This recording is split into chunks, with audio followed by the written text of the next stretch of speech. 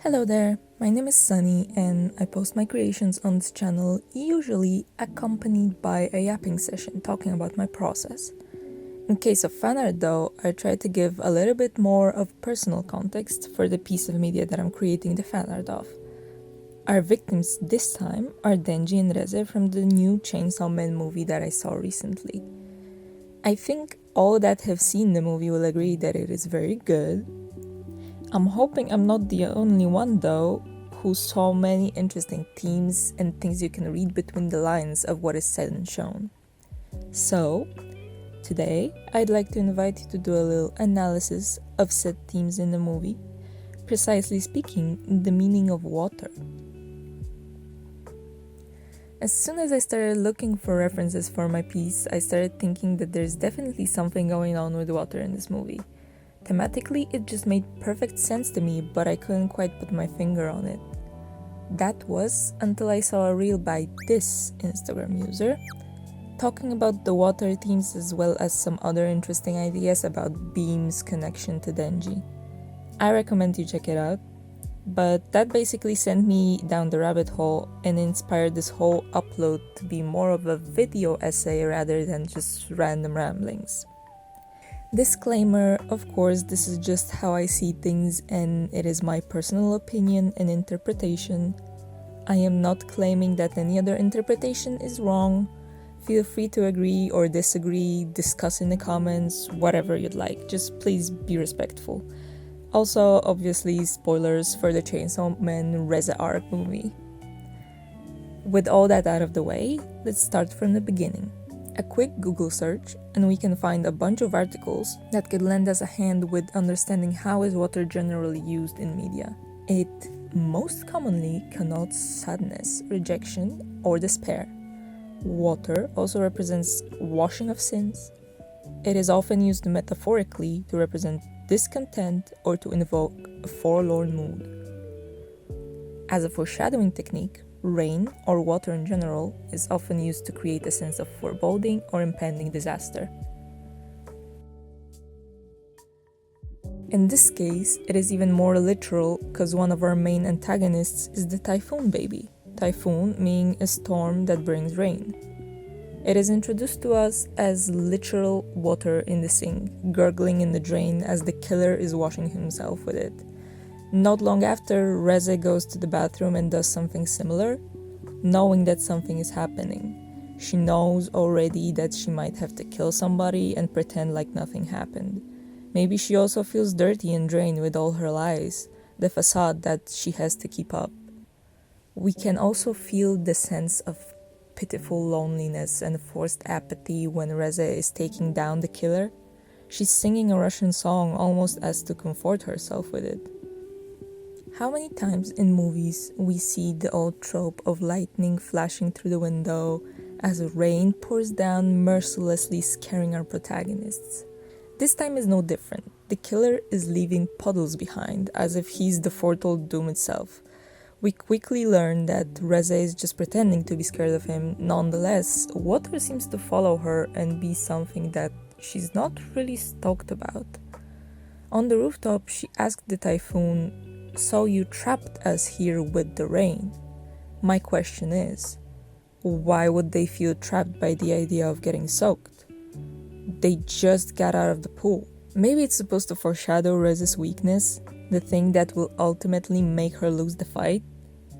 It seems very subtle, but it would make sense paired with a huge airplane going over them right after she said it. Yet again, it is a water droplet that falls from the aircraft right into her eye, like a bomb falling onto its target.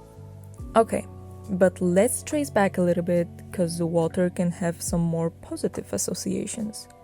Light drizzle on a hot summer day, dancing in the rain, or skinny dipping, for example. Skinny dipping scenes often portray characters getting out of their comfort zone, getting vulnerable, gaining trust and confidence in each other. Many times, it's this one key experience that connects people and gives them something to hold on to each other with. And here, it's the same. Reza leads the way and Denji follows. He resists at first, trying to stay faithful to what he set his goal as, but as he repeated to himself many times, his heart wants to be faithful, but his body wants to go with Reze. Still, the scene is very serene and joyful. There's no weird vibes at all. Even if you'd like to assume that Denji doesn't have an issue with getting fully naked with Reze, he's still being vulnerable by trusting her to teach him how to swim. If you ever struggled with that or tried to teach somebody how to swim yourself, you know that it requires a lot of trust and willingness from both sides. Water influence is not just physical, it touches feelings, memories, and sense of meaning. Okay, then what about the phone booth scene? One of the most charming meet-cutes in recent years. It's so adorably weird and perfectly fit for our main characters. If we want to dive in knowing what we know after finishing the movie, we could speculate that the whole thing could have very likely been staged by Reze. That she asked the typhoon baby to make it rain and used it to her advantage. The only issue with this theory is that Reze and Typhoon got to know about each other both being after the chainsaw heart only at the rooftop of the school later on. But yes, let's assume that the rain is not staged. From the storytelling standpoint, it is there for a reason. If we are to take that as our anchor, we could deduce that the water is there to visualize our characters' emotions. A little scattered, random, unexpected. A quick rainfall like that won't do any harm. If anything, it will bring life to unwatered plants and help people to appreciate the sun more when it comes back. We can see that as soon as Denji starts feeling something towards Reze, the rain stops and sun immediately comes out. You could say a sun beam shows up as soon as that happens. By the way, one of the most important characters in this arc is a sea creature that loves water. Seems weirdly coincidental, doesn't it? Either ways, they are stuck in a phone booth. A place you go when you want to make a call. Quite literally, a place where you go when you want to connect with somebody. And here they are. It's a tight space, but you can still see the outside, the sidewalk, the sky, and the droplets crawling down the glass. Awareness, purity, like the clumsy puppy love, and safety from the wet outside. I don't know if it has much meaning to it, but I thought it was interesting that in the cafe, the first thing that Reze serves to Denji, and his first order, is also water. Later on, the flower is put in the same type of a water glass. Other than that, it's always sunny when they meet in the cafe, but you can't really see the weather through the windows. I'm gonna skip the whole fight scene because even though it is the part where we see the typhoon baby the most, the structure of the storm in itself is more fleshy than anything else, and there is not a droplet of water in sight. So let's go to the very end of the fight. Chainsaw and Bomb end up at some kind of harbor. I'm not sure what it is honestly, but it's next to a body of water, most likely the sea. As soon as they ended up there, my mind went to him knowing how to swim now, thanks to her teaching him in the pool. It doesn't exactly go that way, but all in all, they still end up in the water. It is also where Denji points out that the bomb probably can't explode when she's wet, hence my whole Reze is a water anti-agenda. Other than the literal meaning of her not being able to wreak havoc with her bombs in the water, I think that Reze tries to stay away from it just as she tries to keep her own feelings a safe distance away. Because, like I mentioned in the phone booth scene, in this movie water represents feelings and is there to visualize moods and emotions. And in this particular scene, grief, forgiveness, and getting reborn. Coming to terms with their emotions and however the situation ended up being. Bomb and Chainsaw falling in the water, tied down with the chainsaw chains. In the context of the movie, this scene is weirdly peaceful. After all the explosions and fighting, they're both just floating. Helpless and overwhelmed, but ultimately stuck together. Moreover, they finish their fight this way and emerge not as Bomb and Chainsaw, but as Denji and Reze.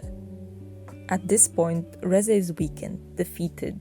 She could have died if Denji didn't revive her.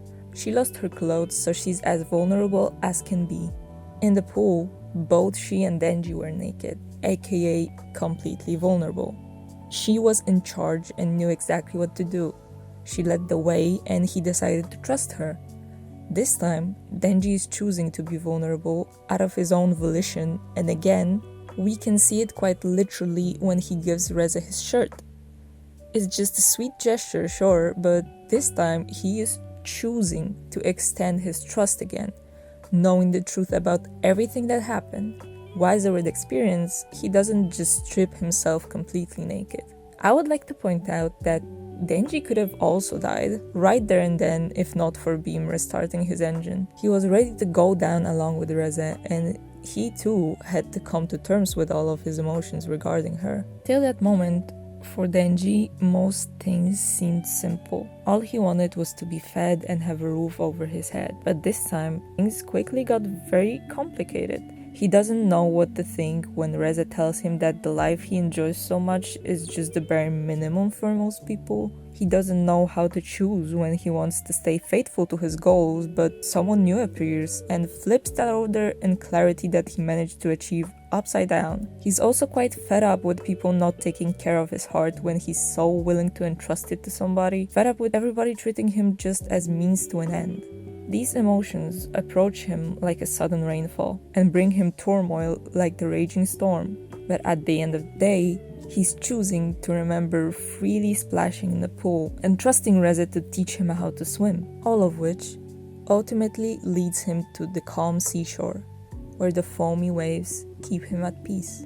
Just before kissing Denji during the festival, Reze pointed out that there's someone else, and as much as Denji likes Reze, at that point his heart is still unsure. He's grateful for what he has. He likes his life as it is, the life that Makima gave him. But after all is said and done, he sits at that beach with a whole new mindset. Now he's willing to run away with Reze, and most importantly, he chooses to forgive her, showing that he cares about her enough to do so despite facing the typhoon she brought upon and getting his heart beaten to a pulp. Because of that, for the first time, Reze is forced by the circumstance to stand in truth and acknowledge her own feelings, exactly the same way as she was forced to float to the bottom of the sea, submerge, and eventually submitting herself to the water. All those emotions had to be drowned. After all, they could have been something that might have prevented her from pulling the pin. But now, she doesn't have to anymore.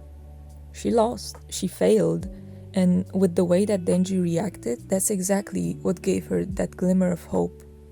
That same glimmer that for the last time in her life allowed her to just be Reze. Certain story motifs reoccur. Crossing water as initiation. Heroes pass rivers or seas to reach a new stage. Storms as chaos. Waves bring danger yet clear the way for change. Calm waters as enlightenment. Stillness means clarity and insight. To put it simply, water represents life. It is a universal symbol that can purify, renew, destroy, and restore.